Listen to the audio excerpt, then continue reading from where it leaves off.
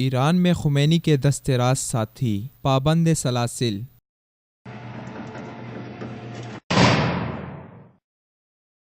ایران میں اپوزیشن رہنما مہدی کروبی اور میر حسین موسوی تاحال نظر بند ہیں۔ میر حسین موسوی 2009 میں اصلاح پسندوں کی جانب سے محمود احمدی نژاد کے مقابلے میں صدارتی امیدوار تھے۔ انتخابات میں مبینہ دھاندلی کے خلاف احتجاج اور مظاہروں کے دوران ان کو گرفتار کیا گیا تھا، جس کے بعد ان کو گھر میں نظر بند کر دیا گیا۔ ان مظاہروں میں 30 افراد ہلاک جبکہ 4000 کے قریب اپوزیشن کارکنوں کو گرفتار کیا گیا تھا۔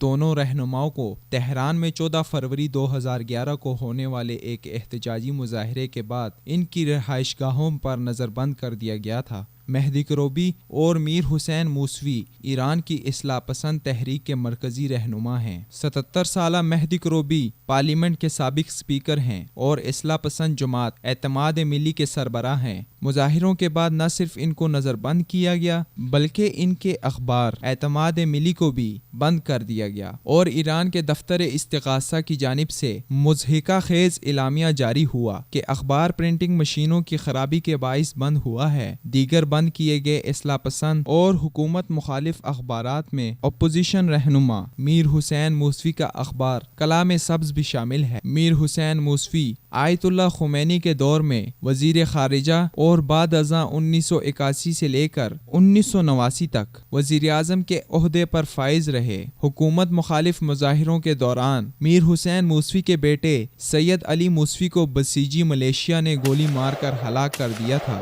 دونوں لیڈر گزشتہ 4 برس سے کوئی فرد جرم عائد کیے بغیر اپنے گھروں میں نظر بند ہیں۔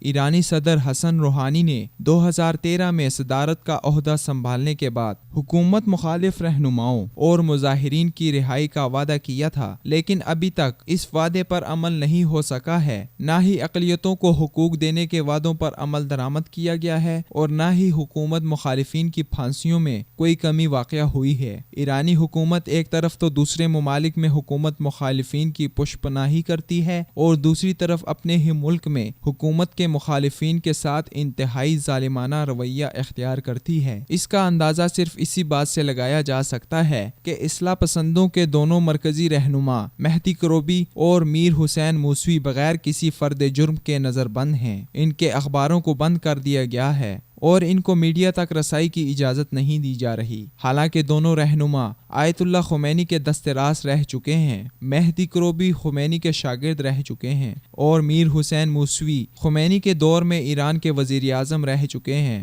لیکن آج خامنائی کے دور حکمرانی میں دونوں رہنما اپنے گھروں میں نظر بند ہیں۔